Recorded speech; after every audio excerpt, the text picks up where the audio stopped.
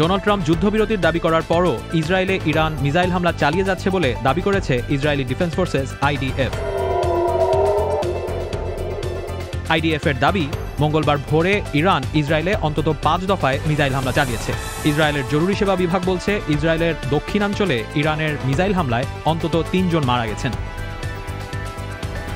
ইসরায়েলের Tel Aviv, Hebron ও Jerusalem থেকে নেওয়া ছবি ও ভিডিওতে আকাশে ক্ষেপণাস্ত্র উঠতে দেখা যাচ্ছে। ইসরায়েলি সেনাবাহিনী সেসব শহরে বাসিন্দাদের নিরাপদ স্থানে সরে যেতে বলেছে।